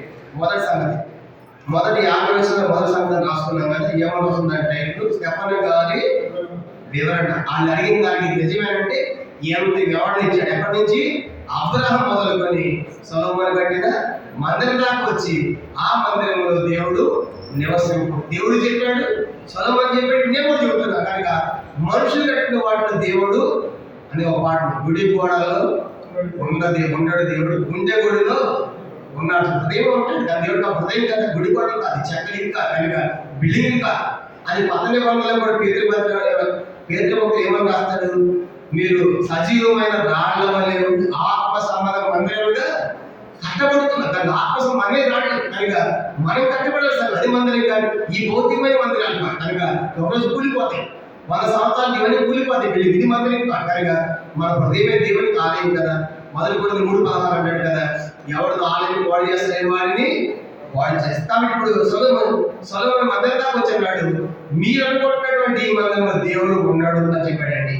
కానీ దీంతో స్టెఫను గారి వివరణ పూర్తయిపోయింది. అంటే ఆయన చెప్పాల్సిన సమాధానం చెప్పాడు. మొదటి 50 వచనాల్లో స్టెఫను గారి వివరణ. ఇక 51 నుంచి 53 వచనాలు రెండో సంగతి. అపోస్తలుల కార్యములు 7వ అధ్యాయం 51 నుంచి 53 దాకా రెండో సంగతి రాసుకుందాము. దానికి ఇచ్చే టైటిల్ ఏంటంటే స్టెఫను గారి ఆరోపణ. ఇప్పుడు ఎవరి నుంచి మానుకోవట్ల, ఆయన ఆరోపణ చేస్తున్నాడు. కనుక స్టెఫను గారి ఆరోపణ 51 నుంచి 53 వచనాల్లో స్టెఫను గారి ఆరోపణ ప్రారంభిద్దాము. మొదటి 50 వచనాలు వివరణ ఇచ్చాడు. స్టెఫను గారి వివరణ ఇచ్చిన తర్వాత వాళ్ళ మీద ఏమని ఆరోపిస్తున్నాడు అంటే వాళ్ళ మీద ఏమని తప్పులు చేస్తున్నాడు స్టెఫను గారు అంటే వాళ్ళు చేసే పనులు తప్పులు ఎవరైనా కూడా 51 ముష్కరుల హృదయములను చెవులను దేవుని వాక్యములకు లోపరచని వాళ్ళని వాళ్ళ మీ పితరుల వల్ల మీరు ఎల్లప్పుడూ పరిశుద్ధాత్మను ఎదిరించున్నారు. మీ పితరుల ప్రవక్తలలో ఎవరిని హింసింపబడింది? ఆ నీతిమంతుడు రాక వచ్చి ముందు తెలిపిన వారిని చంపితే ఆయనను మీరు ఇప్పుడు అప్పగించి హత్య చేసిన వారైతే దేవదూతల ద్వారా నియమింపబడిన ధర్మశాస్త్రం పొందితే కానీ దానిని గాయపడలేదని చెప్పారు. ముష్కరులారా అని ఇప్పుడు స్టెఫన్ గారిని చంపుతారని కూడా తెలిసి స్టెఫన్ గారు ఆయన కూడా మీరు ముష్కరులు, మీ హృదయం దేవునికి వల్ల, మీ చెవులకు దేవునికి వల్ల, మీ హృదయం సుఖం జరగలేదు. అంత మాత్రమే కాదు, మీరు పరిశుద్ధాత్మను ఎదిరించేవాడు. మీ డైరెక్ట్ ఆలోచిస్తాడు. మీరు ఎట్లాంటి వాళ్ళంటే హృదయం దేవునికి వల్ల వాడు, మీ చెవులు దేవునికి వల్ల, మీ హృదయం దేవునికి వల్ల దాన్ని పరిశుద్ధాత్మను ఎదిరించేవాడు. అంత మాత్రమే కాదు, మీ పితరులు అందరూ ఎట్లాంటి వాళ్ళు? ప్రవక్తలు చెప్పాలా? ఎంతమంది ప్రవక్తలు చెప్పారు? అంత మాత్రమే ఇప్పుడు ఆయన అప్పగించి హత్య చేశారు. ఎవరిని? ఆయన అంటే యేసును కూడా చంపారు. ప్రవక్తలు చేశారు, ప్రవక్తలు చంపారు యూదులు. అంటే ఏ ప్రవక్త అయితే దేవుడి ప్రవక్త చెప్పాడో ఆ ప్రవక్తలు చంపారు. ప్రవక్త చెప్పడమే కాదు, ఇప్పుడు ఆయన అంటే ఇప్పుడు యేసును కూడా చంపారు. అది మాత్రమే కాదు, మీకు ధర్మశాస్త్రం ఇవ్వబడింది కానీ దేవుడి దూతల దగ్గర మీరు దాన్ని గైకొనడం లేదు. అంటే మీరు అర్థం చేసుకోవడం, మీరు చదవట్లా అని ఇవన్నీ ఆరోపణ చేశాడండి. మీరు ముష్కరులు, హృదయం ఇచ్చేవాడు దేవునికి వల్ల, చెవుల వల్ల తన పరిశుధాత్మను ఎదిరించేవాడు, ప్రవక్తలను చంపినవాడు, యేసును చంపినవాడు. తర్వాత ఇంకా ఏమన్నా ధర్మశాస్త్రం ఉంది కానీ మీరు దాన్ని ఏం చేయట్లేదు, గాయపడడం. మనకు కూడా బైబిల్ ఉంది కానీ ఏం చేయట్లేదు, మనం చదువుతున్నా వింటున్నాం కానీ ఏం చేయట్లేదు, గాయపడడం అంటే దాని ప్రకారం జీవించడం. అది దాంట్లో ఒకటి వాళ్ళు ప్రాంతం కావాల్సిన వాళ్ళకి చదువువాడు, వాటిని ఇందులో సరళ గాయపడువారు చదివి అంటే అదేం చేయాలంట, గాయపడాలి, అభ్యాసం చేయాలి, పాటించాలి, అర్థం చేసుకోవాలి. కానీ ఇప్పుడు ఇవన్నీ ఆరోపణ చేశాడు. మీరు ఎట్లాంటి వాళ్ళు అంటే మీరు ముష్కరులు, మీరు దేవుని హృదయం ఇవ్వలేదు, మీ చెవులు ఇవ్వలేదు, తర్వాత పరిశుధాత్మను ఎదిరించేవాళ్ళు, మీ పిల్లలు అందరూ ప్రవక్తలు చంపారు, ఇప్పుడు యేసుని కూడా చంపారు. మీకు ధర్మశాస్త్రం ఉంది కానీ మీరు దాన్ని గాయపడడం అన్నారు. ఊరుకున్నారు. ఇప్పుడు ఆ వీధులంతా వచ్చిన వాళ్ళందరూ దీంతో రెండో సంగతి పూర్తయింది. రెండో సంగతి ఏంటి? 51 వచ్చిన స్టెఫన్ గారి యొక్క ఇవన్నీ ఆరోపించాడు, వాళ్ళ తప్పులేదు చూపించాడు. ఇప్పుడు మూడో సంగతి ప్రారంభిద్దాం. ఆఖరిది మూడోది 54 నుంచి 60 వచ్చినారు. 54 నుంచి 60 వచ్చినారు. మూడో సంగతి ప్రారంభిద్దాము. దానికి ఒక టైటిల్ రాద్దాము, స్టెఫను గారి హత్య. స్టెఫను గారి హత్య. స్టెఫను గారి హత్య. యేసు ప్రభువు కూడా చెప్తాడు, మీరు ప్రవక్త ఎంతో మంది చంపారు. ఎక్కడ? మత్తయి సువార్త 23 ఒకసారి చూద్దాము. ప్రభువు కూడా చెప్పాడు, యూదులు ఎట్లాంటి వాడు అంటే ప్రవక్తను చంపినవాడు. మత్తయి సువార్త 23వ అధ్యాయం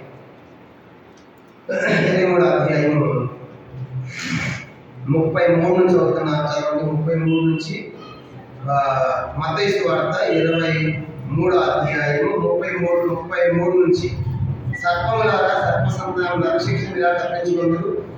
అందుచేత ఇదిగో నేను ఏదో ప్రవక్తలను, జ్ఞానులను, శాస్త్రులు పంపుచున్నాను. మీరు వారిని కొందరిని చంపి శిలవేయుదురు, కొందరిని సమాజం పాడాలతో కొన్ని పట్టణములకు తరుముదురు. నీతిమంతుడు హేబెలు రక్తం మొదలుకొని బలిపీఠములకు దేవాలయం మధ్య మీరు చంపిన బలికి కుమారుడు జగ్గ రక్తం భూమి మీద చిన్నవాడి నీతిమంతుల రక్తం అంతా మీ మీదకి వచ్చి ఎంతమంది చంపారు? కాబట్టి ప్రవక్తలను చంపారు కనుక ప్రవక్తలను చంపిన వాడు, యేసుని చంపిన వాడు అని చెప్పేసి ఇవన్నీ ఆరోపించారండి. కానీ ఇప్పుడు వాళ్ళకి అసలు లోపల పాపం ఏంటి?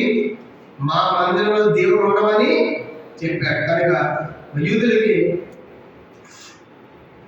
మందిరం అంటే ఇప్పుడు కూడా గొడవల దేని గురించి, ఇప్పుడు యుద్ధాలు కూడా ఆ మందిరమే, ఈ మందిరం కట్టాలి.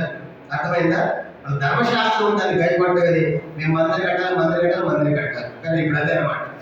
ఇప్పుడు ప్రజెంట్ ఇరాన్ యొక్క యుద్ధానికి కూడా కారణం ఏంటంటే, ఇరాన్ కూడా ఒక శబ్దం చేశారు. ఏంటంటే ఇరాన్ నేను ఎట్టి పరిస్థితుల్లో మేము అనుభవం చేసి ఇస్రాయేల్ లేపేస్తాం, ఇస్రాయేల్ లేకుండా చేస్తాం అని వాళ్ళు ప్రాంతం జారీ చేస్తున్నారు. అంటే ఇరాన్ యొక్క ఉద్దేశం ఏంటంటే భూమి మీద యూదులు అనేటువంటి భూమి మీద ఉండకూడదు, వాళ్ళు నాశనం చేయాలని వాళ్ళు టార్గెట్ అనమాట. ఇప్పుడు ఏం జరిగింది? మన ఏం జరిగిందంటే ఆ బ్యాలిస్టిక్ బాంబ్స్ అన్ని కూడా తయారు చేసుకున్నారు. ఇక రేపు మాకు ఇస్రాయేల్ మీద వేద్దాం అనుకుంటున్నారు. ఈ టైంలో ఈ మొసాదు ఇదంతా కనిపెట్టి ఈ యొక్క వార్తలు ఎవరు తెలియజేసింది? ఇస్రాయల్ తెలియజేసి, ఇప్పుడు నువ్వు చంపుతుంటే మరి నేను కాపాడుకోవాలి. ఇప్పుడు వాళ్ళ ఉనికి కోసం వీళ్ళ ముందే వాళ్ళు అటాక్ చేశారు. వాళ్ళు రెడీ అయిపోయి ప్రిపేర్ అయ్యి రేపో మాప వేస్తారు బాగుండే టైంకి ఇరాన్ వాళ్ళు ఇస్రాయల్ ఏం చేశారంటే తెలుసుకుని మొసాద్ గోడా సంస్థ ఆ 1000 మంది చంపుతున్నారు కదా, అది మమ్మల్ని చంపుతున్నారు కాబట్టి మేమే చంపేస్తాను లేదు చేశారు అనమాట. కాబట్టి వాళ్ళంతా టెక్నాలజీ ఉంది, అంటే మొసాద్ ఇస్రాయల్ ఇంటెలిజెంట్ అంత పవర్ అనమాట. కానీ ఇప్పుడు వాళ్ళకి ఇప్పుడు ఏంటంటే వాళ్ళు మందిని కట్టాలి. కానీ ఇప్పుడు యుద్ధం ద్వారా ఏదో ఒక ర్యాంక్ వెళ్ళిపోయి ఇప్పుడు డోమ్ ఆఫ్ ది ర్యాంక్ అంటున్నారు. కనుక అదే సొలొమోను మందిరం దానికి ఉన్నటువంటి ప్లేస్ దాని పడిందంటే కూలిపోయిందంటే 2-3 గంటల్లో మందిరం కట్టేస్తారు. దానికి కావాల్సిన అన్ని వరకు ప్రిపేర్ కావాలి. కానీ నేను చెప్పే సంగతి యూదులకి ఏం కాలిపోవడానికి మందిరం, అప్పుడు మందిరం అప్పుడు కూడా పనిచేయాలి. కానీ మందిరం ఇప్పుడు మందిరం, కానీ హృదయంలో దేవుడు నమ్మదన్నమాట, అది విచారం. కానీ ఇప్పుడు ఇవన్నీ చెప్పారంటే మీరు అవి వాళ్ళ కోపం ఏంటంటే మా మందిరంలో దేవుడు అంటావా, దాంట్లో మమ్మల్ని పుష్కరాలు అంటావా, హృదయం ఇవ్వాలంటావా, చెవులు ఇవ్వలేదు అంటావా, వర్షాలను ఎదిరించేవాడు అంటావా, ప్రాబ్లం చెప్పేవాడు అంటావా, యేసు చెప్పేవాడు అంటావా, ధర్మశాస్త్రంలో మేము కదా భయపడలేదని ఈ మాటలన్నీ కూడా తెప్పం గారు చెప్పినందుకు ఏం చేశారంటే 50 వాళ్ళు వచ్చింది. చూడండి, వారి మాటలు విని కోపంతో మండిపడి అతన్ని చూసి పండ్లు కొలిపి ఏ మాటలు ఇవన్నీ కూడా. కాబట్టి దేవుడు ఈ గుడిలో ఉన్నాడు, పరిశుద్ధంలో దేవుడు ఉన్నాడు అని చెప్పి తన ఆడవాళ్ళన్నీ వెళ్ళినప్పుడు నాకు కోపం వచ్చిందండి. కోపంతో మండిపడి పండ్లు కొరుకుతున్నారంట. అంటే చంపేద్దామనే స్థాయికి వచ్చేసారనమాట. పండ్లు కొరుకుతున్నారు 55. అయితే అతను పరిశుద్ధాత్మలో నిండుకున్నవాడై ఆకాశం తేలి చూచి దేవుని మహిమను యేసు దేవుని కృపాసం నిలిచినట్టు చూచి ఆకాశం తెరబడ్డాయి, మనిషి కుమారుడు దేవుని కృపాసమందు నిలిచినట్టు చూచుతున్నానని చెప్పారు. కానీ ఎప్పుడైతే ఆయన కోపం మండిపడి చంపాలనుకుంటున్నారో యేసు ప్రభువారు స్వయంగా స్తెఫను గారి ప్రత్యక్షం అవుతున్నాడు. ఎట్లా ప్రత్యక్షం అవుతున్నాడు చూడండి, మనుష్య కుమారుడు ఎట్లంటే ఆయన కనుక 56 ఆకాశం తెరవబడింది. మనిషి కుమారుడు అంటే ఎవరు? మనిషి కుమారుడు అంటే ఎవరు? యేసు ప్రభువారు. ఆయన దేవుని కృపను నిలిచి చూస్తున్నాక దేశం వాళ్ళు స్తెఫను గుర్తుపట్టాలని స్తెఫను మనిషి కుమారుగా కనబడ్డాడు. యేసు గుడిపాటు మీద ఆశ్రయ సింహాసనం లేచి నిలబడి స్తెఫను పైకి వచ్చే అన్నట్టుగా స్తెఫను ధనస్వామి చేసేవాడు పైకి కలుగుతున్నాడు. కనుక పిలుస్తున్నాడు అనమాట. స్తెఫను పండ్లు చూసి కొరుగుతారు, పండ్లు కొరుగుతా ఉంటే పాపం ఉంటే అదిగో ఆకాశం కనబడింది, నేను మనిషితో వాడు యేసుని చూస్తున్నాను చెప్పగానే ఇంకెక్కడ రాళ్ళు ఎత్తుకున్నారని చెప్పేసి కనుక అందరూ రాళ్ళు తీసుకున్నారంట. ఏం చేశారు? 57. అప్పుడు వారు పెద్ద కేకలు వేసి చెవులు మూసుకుని ఏకం అతని మీద పడి పట్టణపు వెలుపలి అతన్ని వెళ్ళగొట్టి రాళ్ళు రువి చంపి సాక్షులు సౌలను ఎవరిని పాదం లేదా తమ వస్త్రములు పెట్టి ప్రభువును గురించి మొరపెట్టుచు యేసు ప్రభువా నా ఆత్మను చేర్చుకోమని స్తెఫను పలుకుతుండగా వారు అతను రాళ్లతో కొట్టిరి. అతని మోకాళ్ళను ప్రభువా దాని మీద ఈ పాపం మోపమని గొప్ప శబ్దంతో పలికెను. ఈ మాటలను నిద్రించెను. సౌలు అతని చావులకు సమ్మతించాను. కానీ ఇప్పుడు ఎప్పుడైతే ఈ స్తెఫను గారు యేసును చూశారో యేసు పైన ఆహ్వానిస్తున్నారు స్తెఫను గారిని రాళ్లతో కొట్టారు. కానీ ఇప్పుడు రాళ్లతో ఎవరు కొట్టాలి? రాళ్లతో యెహోవా నామమును దూషించిన వాడు, అంటే దూషించకపోతే సరే అబద్ధ సాక్ష్యం కదా, అబద్ధ సాక్ష్యంతో రాళ్లతో కొట్టారు. కనుక రాళ్లతో కొడతా ఉంటే అక్కడ ఎవరు ఉన్నారంట? సౌలు అని ఒక యవ్వనుడు, మంచి అవనంలో ఉన్నాడు, యంగ్ మ్యాన్ పడుచువాడు, మంచి అవస్థలో ఉన్నాడు సౌలు గారు. ఆ సౌలు గారు ఇదంతా చూస్తా ఉన్నాడు. అది సంగతి అంటే ఎవరికి తెలుసు? సౌలుకి యవనస్తుడు కాబట్టి ఇవన్నీ చూస్తున్నాడు. అతను చావుకి సౌలు కూడా సంబంధించాడు. అతను చావాల్సిందే, ఎందుకంటే సౌలు కూడా మతంలోనే ఉన్నాడు. కానీ మా మతానికి వ్యతిరేకంగా మాట్లాడు కాబట్టి మా మతానికి వ్యతిరేకంగా మాట్లాడేందుకు ఆ స్తెఫను చావాల్సిన సౌలు కూడా సౌలుకు సంబంధించాడు. ఆ రీతిగా అతను రాళ్లతో కొడుతున్నారంట. రాళ్లతో కొడతా ఉంటే చూడండి 59వ వచనం, ప్రభువును గురించి మొరపెట్టుచు యేసు ప్రభువా నా ఆత్మను చేర్చుకొని స్తెఫను పలుకుచుండగా వారు అతన్ని రాళ్లతో కొట్టిరి. అతని మోకాళ్ళని ప్రభువా వారి మీద ఈ పాపము మోపదు. ఇప్పుడు స్తెఫను గారి మీద ఏం పడుతుంది చెప్పండి? రాళ్ళు పడుతుంది, చనిపోతున్నాడు, రక్తాలు కారుతా ఉన్నాయి. స్తెఫను రాళ్ళు పడతా ఉంటే, రక్తం కారుతా ఉంటే ఆయన మోకరించారా? మామూలుగా ప్రార్థన చేస్తున్నాడా? చెప్పండి, ఎట్లా ఉన్నాడు ఆయన? అంటే రక్తము కారణం ఆయన ప్రార్థన ఎట్లా చేస్తున్నాడు? మోకరించి. కాబట్టి మధ్య మనకేం ఈ రాత్రి మనకేం పాఠం అంటే, మనకు అన్ని కాళ్ళు చేతులు బాగుంది, ఏం రావు మోకరించుకోవడానికి. ఆయన రాళ్ళు రక్తం కారణంలో మోకరిస్తున్నాడు. కాబట్టి మోకరించి ప్రార్థన ఎంత అద్భుతం దోషంగా. అందుకే పేతురు గారు కూడా మోకరించి, సౌలు గారు కూడా మోకరించి, తర్వాత దానిలో కూడా అభిదేవుడు మొమ్మాలు మోకాళ్ళు, యేసు కూడా ఆయన రాజు దూరం వెళ్ళి మోకరించి రాయబడి యేసు మోకరించాడు, సౌలు మోకరించాడు, పేతురు మోకరించాడు, కనుక బయట భక్తులందరూ మోకరించారు. అంటే ఎట్లాంటి పరిస్థితి ఎప్పుడు మనం మోకరించకూడదు అంటే, నిజంగా ఆపరేషన్ అయ్యి కాళ్ళు చేత పడిపోయి అనారోగ్యం ఉంటే పర్వాలేదు, కానీ అన్ని అవయవాలు బాగున్నప్పుడు మోకరించి వాడికి ఏమి రోగం? రక్తం కారణం రాడు పడ్డాడు మోకరించాడు. నేను చూస్తాను తిమోతి దగ్గర మేము ఉన్నప్పుడు ఆయన 75 సంవత్సరాల వయసు కనుక అప్పుడు ఆయన సర్వం చేశాడు, అప్పుడు కూడా మోకరించాడు. ఆయన 70 సంవత్సరాల వయసు కూడా. ఈ దినాల్లో చాలా స్థలాలకు వెళ్తున్నాను, నన్ను పైకి పిలుస్తారు, అని నడిపించే వాళ్ళు పెద్దలు కావచ్చు, కొంత సేవలు కావచ్చు, వీళ్ళు ఎవరు సరే అన్ని బాగా ఉంటారు, కానీ కుర్చీలో కూర్చుంటారు. నడిపించే వాళ్ళు కూర్చొని అమ్మద స్థలానికి వెళ్తే నాకు కుర్చీ వేసారు అంటే పర్లేదు అని, నాకేం అలవాటు లేదు, కూర్చొని పర్లేదు ఏం పర్లేదు అన్నాడు. నీకు అలవాటు కూర్చొని ఏం పర్లేదు, నేను కింద కూర్చుంటాను. ఆయన పైన వాడు నీకు కింద. అంటే దేవుని సన్నిధిలో మోకరిస్తానికి ఏమైంది? దేవుని రెండు నమస్కారం చేసి సాగిలపడు, మనం సృజించిన యెహోవా సన్నిధిని మోకరించదు. మన అక్కడ కూర్చొని కూర్చున్నాం, మోకరించాలి కదా. మనకంటే పెద్ద ఆఫీసులు వస్తే కానీ ఆ ప్రెసిడెంట్ నమస్కారం చెప్పేసి కూర్చొని పర్లేదు సార్ అంటే, నీకంటే పెద్ద ఆయన ఎందుకు కూర్చోవు? నీకంటే పెద్ద ఆయన నీ బాస్ కదా, కానీ కూర్చోవాలో కూర్చోవు. అర్థమైందా? మరి మన దేవుడు సృష్టికర్త కదా, ఆయన ఎట్లా ఉండాలి, ఎంత భయం, ఎంత వణుకుతూ ఉండాలి. అది స్టెప్లు కాదు, రక్తం కారుతూ ఉంది, రాళ్ళు పడుతూ ఉంటే మోకరించారు. మోకరించి ప్రభా ఈ శత్రువులు వీళ్ళు శపించు, వీళ్ళు హింసించారు అట్లా ఏమన్నా చెప్పండి. ఏం ప్రార్థన చేశాడంటే, రాళ్ళు వేసేవాడి గురించి ఏమైనా ప్రార్థన చేశాడు? ప్రభా ఈ పాము వారి మీద మోపదు. ఇదే ప్రార్థన చేసుకుని చేశాడు. లోకాసువార్త 7:34 వచనంలో, లోక 20:34, తండ్రి వీరేమి చేస్తున్నారు, వీరిని క్షమించి. ఎవరు? గడ్డం పెరిగేవాడు, ఉమ్మేసేవాడు, పిడుగుదలు ఉండేవాడు, మొఖం కప్పి వేసి అవుట్ చెప్పారు, అపహారం చేసేవాడు, ఇట్లాంటి వారిని వేసిన ఉన్నాడు తండ్రి వీరేమి చేసిన వీరిని క్షమించి. సేమ్ అదే ప్రార్థన చేస్తారు చెప్పండి. ఎవరి గారు ఎవరిని? రాళ్ళు వేసేవారు మనం వేస్తాం ప్రార్థన, కనుక మనలో రాళ్ళు వేస్తాం, చిన్న దెబ్బ అయితే ఇల్లు కొట్టేస్తాం. రక్తాలు కారణం రాళ్ళు పడతా ఉంటే వాళ్ళని క్షమించు క్షమించి క్షమించు అని ఆయన ప్రార్థన. అంటే క్రైస్తవ స్వభావము, క్రైస్తవ తత్వం ఏంటంటే క్షమించేదా లేకుంటే దూషించేదా? క్షమించేది. యేసులో కూడా క్షమించాడు, స్థపలో క్షమిస్తున్నాడు.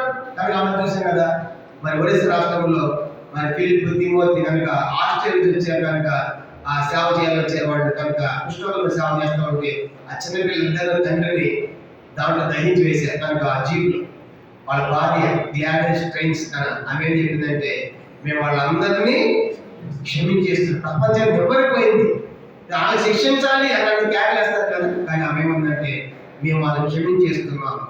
మన ప్రవీణ్ ప్రకటన భార్య కూడా ఏం మాట్లాడిందంటే ఇంగ్లీష్లో, మేము రివేంజ్ తీర్చుకోవాలనుకోవటం లేదు, అంటే మేము వాళ్ళ కక్ష మేము పెట్టుకోవట్లేదు, వాళ్ళ వ్యతిరేక అనుకోవట్లేదు, మేము క్షమించేసాం. భర్తను చెబితే క్షమించామండి, ఆమె క్షమించామండి. కానీ ఈరోజు క్రైస్తవత్వం అంటే దెబ్బలు తినేదే కానీ దెబ్బలు కొట్టేది కాదు. అందుకే చూసారా, కాబట్టి ఇది మొదటి శతాబ్దం నుంచి, ఇది యెరూషలేములో ప్రారంభమైన మొట్టమొదటి హత్య, మొదటి హతసాక్షి. చెప్పండి, బైబిల్లో మొదటి హతసాక్షి ఎవరు? స్టెఫను గారు, మొదటి హతసాక్షి. ఆయన ప్రారంభమైంది. ఈ రోజుకి కొన్ని వందల మంది, వేల మంది హతసాక్షులు అయ్యారు దేవుడి కోసం. చంపబడుతున్నారు కానీ వాళ్ళు హింసించుతున్నారు. మేము చనిపోవడానికి సిద్ధమే, యేసు మా దేవుడు. మనం చూసాం కదా, మధ్యాహ్నం నైజీరియా ప్రాంతంలో కూడా ఎంతో మంది క్రైస్తవులు చనిపోయిన వారి విశ్వాసాన్ని వదులుకోవాలి, యేసు మా దేవుడు. చూసారా, కాబట్టి ప్రారంభ శతాబ్దం నుంచి చూసిన ప్రారంభ జీవితం వరకు కూడా ఇలా హతసాక్షి అయిన వారు ఎంతో మంది ఉన్నారు. ఎంతో మంది దేవుడి కోసం ఆ ప్రాణాలు పెట్టినవారు. కానీ స్టెఫను గారు క్రైస్తవ ప్రపంచంలో, క్రైస్తవ చరిత్రలో మొట్టమొదటి హతసాక్షి ఎవరంటే ఎవరు చెప్పండి? స్టెఫను గారు. దేవుని కోసం చంపబడిన వ్యక్తి ఆయన మొదటి వ్యక్తి అయితే, ఈ రోజు ఇట్లా ఎంతో మంది, వందల వేల లక్షల మంది దేవుని కోసం హింసించబడ్డారు, చంపబడ్డారు. కాబట్టి ఆయన దేవుడు విడిచిపెట్టాలి. కానీ ఇప్పుడు స్టెఫెన్ గారు చనిపోతే ఒక విధంగా మనకు బాధ అనిపిస్తుంది, అయ్యో అంత గొప్ప ఆయన చనిపోయాడని చెప్పేసి మనం బాధపడతాం. కానీ స్టెఫెన్ గారు చావు ఏమని తెలుసా? ఆయన చనిపోయిన తర్వాత ఏం జరిగిందంటే 8వ అధ్యాయం మనకు వచ్చాం. ఆ కాలం ముందు యెరూషలేము సంఘంలో గొప్ప హింస కలిగినందున అపోస్తలులు తప్ప అందరూ యూదయ సమాజ దేశములకు చెదరిపోయి వాడు ఏం చేశారు? 4 కాబట్టి చెదరిపోయిన వాడు సువార్త వాక్యం ప్రకటించి సంచారము. కానీ ఇప్పుడు స్టెఫెన్ గారి చావు ద్వారా ఏం ప్రకటించబడుతుంది? అన్ని ప్రాంతాలకి సువార్త వెళుతుంది. కనుక అప్పటిదాకా అక్కడే ఉన్నారు. ఎప్పుడైతే హత్య జరిగిందో, హత్యాక్షి మరణం జరిగిందో అందరూ చెదరిపోయారు. ఎందుకంటే యెరూషలేము అపోస్తలులు ఉండాలి, వాళ్ళు పెద్దది కదా, కానీ అపోస్తలులు పెద్దవాడు కదా, గొప్పవాడు కదా, స్వాతంత్రం వాళ్ళ యూదులు చెప్పాలి కదండి. అపోస్తలులు అందరూ ఉన్నారు. మిగతా సంఘం శిష్యులైన వాళ్ళందరూ కూడా ఆయా ప్రాంతాలు చెదరిపోయారు. చెదరిపోయి ఏం చేస్తున్నారు వాళ్ళు? అపోస్తలుల కార్యములు స్టెఫెన్ గారి చావు ఏం జరిగిందంట? అపోస్తలుల కార్యములు 11వ అధ్యాయం 19వ వచనం చదువుకు మనం ముగిద్దాం. అపోస్తలుల కార్యములు 11వ అధ్యాయము. స్టెఫెన్ గారి శ్రమను బట్టి, హత్యను బట్టి ఏం జరిగిందంట? ఆ అపోస్తలుల కార్యములు 11వ అధ్యాయం 19వ వచనం. అందరూ చదవండి, 11, 19 చదవండి. స్టెఫెన్ విషయంలో కలిగిన శ్రమను బట్టి చెదరిపోయిన వారి విధులు తప్ప మరి ఎవరిని వాక్యం బోధించక ఫెనీకే గొప్ప అంత్యోక్య ప్రదేశం వరకు సంచరించి. స్టెఫెన్ గారి మరణము అనేక ప్రాంతాలకు సువార్త ప్రకటించడానికి కారణమైంది. కానీ రాత్రి ప్రశ్న ఏంటంటే, ఒకరోజు మనం కూడా చనిపోవాల్సింది. చెప్పండి, స్టెఫెన్ రాళ్ళతో కొట్టారు, రాళ్ళతో కొట్టడం ఇంకో విధంగా ఎవరు చనిపోవాల్సింది. కానీ ఇప్పుడు స్టెఫెన్ గారి చావు అనేక ప్రాంతాలకి దేని కారణమైంది? సువార్త. ఈ రాత్రి మన తీర్మానం ఏంటంటే, నేను కూడా ఒకరోజు చనిపోతాను అనేది. నీ కోసం చనిపోతే ఎంత బాగుంది స్టెఫెన్ గారు. దేవుని కోసం చనిపోతే ఎంత గొప్ప ఆధిక్యతండి.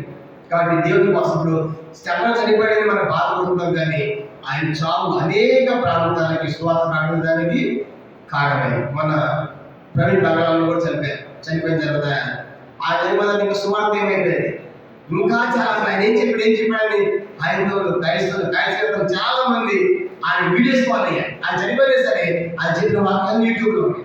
చాలా మంది చూసి నిజమే కదా ఆయన మాట్లాడు, సినిమా యాక్టర్ చూస్తా ఉంటే నిజమే ఎంత బాగా మాట్లాడు, మతం కాదు, మొట్టమొదట మనిషి మానవత్వం నిజమే కదా అని చెప్పిన వాటి వాక్యాలు కదని చాలా మంది ఉన్నారు కూడా తెలుసా. అందుకే ఆయన చనిపోయి కూడా దేవుని యొక్క వాక్యం అని చెప్పిన వాక్యాలు మనతో మాట్లాడుతున్నాడు. కానీ రాత్రి నా చావు కూడా అలా ఉంటే ఎంత బాగుంది. హార్ట్ అటాక్ తప్ప సస్తే సమాధానం పెట్టారు, ఏ ఉపయోగం లేదు. యాక్షన్ చచ్చిపోయినా ఏ పుట్టి పెడతారు, ఏదో విధంగా చావాల్సింది. అదే దేవుని కోసం చనిపోతే ఎవరు చెప్పండి. అందుకే పౌలు అంటాడు ఫిలిప్పీ 1:19 బ్రతుకుట 21 బ్రతుకుట క్రీస్తు, చావు అయితే ఇంకేమంటాడు? నా బ్రతుకు మూలంగానైనా సరే, నా చావు మూలంగా క్రీస్తే నా శరీరం ముందు గర్వచ్చు. అంటే నా చావు నేను సచ్చిగా బతికిన నా ద్వారా ప్రభుత్వం తెలుసుకోవాలి. ఎంతో భాష అండి అలా ఉందా మనం. కానీ అందుకే మన కుటుంబాల్లో కూడా మరణాలు వస్తాయి, చావులు వస్తాయి. కనుక మా ఇంట్లో మా అమ్మని తీసుకెళ్ళిపోయాడు దేవుడికి, ఎంత అన్యాయస్తుడు, నా భర్తని తీసుకెళ్ళిపోయాడు, దేవుడికి ఎవరు దొరకలేదా? ఎన్నోసార్లు చదువుతాం, గొలుగుతాం. కానీ మనకి ఏం అర్థమవుతుందంటే మరణాలు వస్తాయి, దైవస్తులు కూడా వస్తాయి, విశ్వాసులు కూడా వస్తాయి. ఇది కూడా మనం అర్థం చేసుకోవాలంటే దేవుడు ఆయన టైం అయిపోయింది అని తీసుకెళ్ళిపోయాడు. నిజంగా స్టెఫెన్ గారు ఆహ్వానించింది ఎవరు? పరలోకంలో ఆహ్వానించింది ఎవరండి? యేసు ప్రభు గుడిపాస్ నిలబడి స్టెఫెన్ రమ్మని చూశాడు. అందుకే అదో మనుషులు వస్తున్నాడు. యేసు గారు ధనసాధన ఇచ్చాడండి అక్కడికి. అంటే రెడ్ కార్పెట్ ఇచ్చాడు ఎవరికి? స్టెఫెన్ గారికి. ఎవరు చనిపోయావు, ఎట్లా రానుకుంటావు, ఎట్లా స్వాతం ప్రకటించావు, అది ఎట్లా ఉంటుంది చూడండి. మన దేశస్తులు వేరే దేశం పోయి వరల్డ్ కప్ ఉంటుంది కదా, కొట్టుకొచ్చాడు అనుకోండి. మన దేశంలో ఆ విమానం ల్యాండ్ అవుతుందంటే అక్కడ ఎవరు ఉంటారు? మొత్తం రెడ్ కార్పెట్ వేసి కనుక ఎంత ఘనస్వాతం ఉంటుంది. శబాష్, మన దేశానికి ఎంత పెద్ద కప్పు తీసుకొచ్చారని ఎంత గర్విస్తారు వాళ్ళకి. ఇప్పుడు స్టెఫెన్ గారి పరలోకములో యేసుతో వారి గుడి కోసం కూర్చుని తల్లి కూడా కూర్చుని లేచలబడి ఆయనకి ఘనస్వాతం ఇచ్చాడు పరలోకములో. కింద భూలోకములోనేమో ఆయన చావు ద్వారా అనేక ప్రాంతాలకి సువార్త వెళ్ళింది. కానీ రాత్రి మనం కూడా నేను ఒకరు చనిపోతాను, కానీ నా చావు ఎలా ఉందో తెలియదు, కానీ నా చావు నీ కూడా చనిపోతే ఎంత బాగుండు అని మనం చేసుకోవాలి.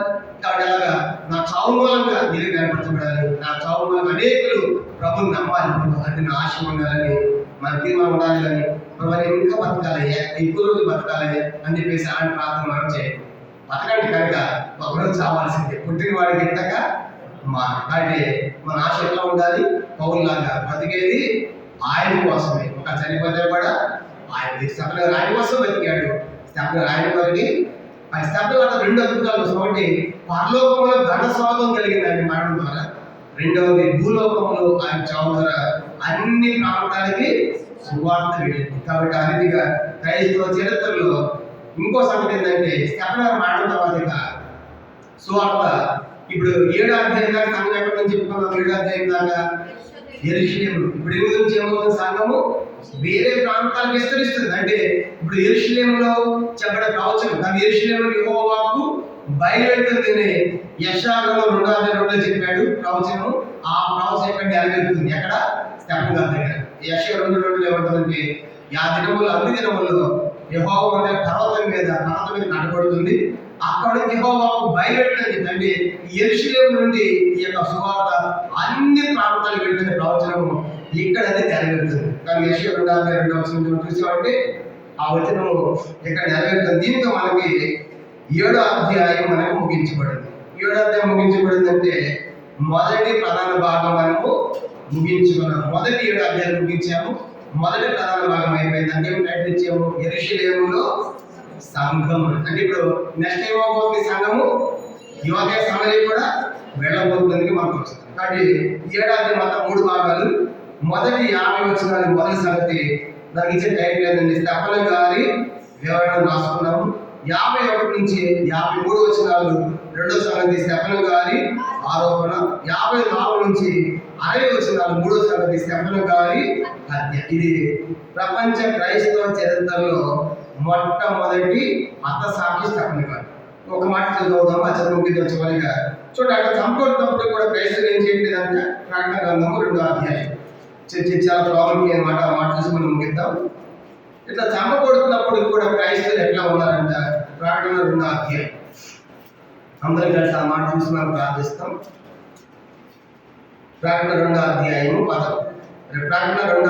13 వచ్చింది. చూడండి. సాతాను సింహాసన స్థలములో నువ్వు కాపురం ఉన్నావని నేను ఎరుగుదును, మరి సాతాను కాపురం ఉన్న ఆ స్థలములో నా యందు విశ్వాసం ఉంది, నన్ను గూర్చి సాక్షి అంత్యమైన వాడు నీ మధ్య చెప్పబడిన దినముల్లో నీవు నా నామమును గట్టిగా చేపట్టి నా యందు విశ్వాసం విసర్జింపలేదని నేను నిజంగా హతసాక్షులు అవుతున్నప్పుడు కూడా మీరు నా యందు విశ్వాసం విసర్జింపలేదు. మీ మధ్య మానవాలు జరుగుతున్నప్పుడు కూడా నన్ను విడిచిపెట్టలేదు. దేవుడు ఆ యొక్క పెరగమ సంఘం నుంచి మంది సాక్ష్యాలను చూస్తాం. అంటే ఆ సంఘంలో హతసాక్షులుగా చంపబడుతున్నప్పుడు కూడా వాళ్ళ విశ్వాసం ఏం చేయట్లేదంట, విడిచిపెట్టాలి కనుక. అంటే యేసు మా దేవుడు అని చెప్తారు అన్నమాట, అలా రూపాన్ని జీవించాలి. కానీ దేవుడు మనకి ఏమర్థమవుతుందంటే మనం కూడా ఇతరులు ఏం చేయాలి, స్తెఫను గారి ఇతరులు మనం ఇతరులు ఏం చేయాలి, క్షమించాలి. ఇతరుల కోసం మనం ఏం చేయాలి, ప్రార్థన కూడా చేయాలి. ఇది యేసుక్రీస్తు యొక్క తత్వం అన్నమాట. అంటే హింసించే వాళ్ళ కోసం ప్రార్థించడం, హింసించే వాళ్ళని క్షమించడము ప్రభు చేశాడు, స్తెఫను చేశాడు. మనం కూడా అదే పని చేయాలి. మనకు ఎవరు శత్రువులా ఉన్నారు వాళ్ళ కోసం మనం ప్రార్థన చేయాలి, మనం హింసించే వాళ్ళ కోసం మనం ప్రార్థన చేయాలి. కాబట్టి అందరూ మనం క్షమించాలి. ఇది క్రైస్తవ తత్వము, క్రీస్తు యొక్క తత్వంగా మనకి జ్ఞాపకం చేయబడి. దీంతో మనకి 7వ అధ్యాయం ముగించబడింది. తర్వాత మొదటి ప్రధాన భాగం కూడా మనకి ముగించబడింది. 8 నుంచి 2వ ప్రధాన భాగం ప్రవచనం అయితే ముందు మనం ప్రార్థన మోకరించండి, ప్రార్థన చేసుకుంటాం.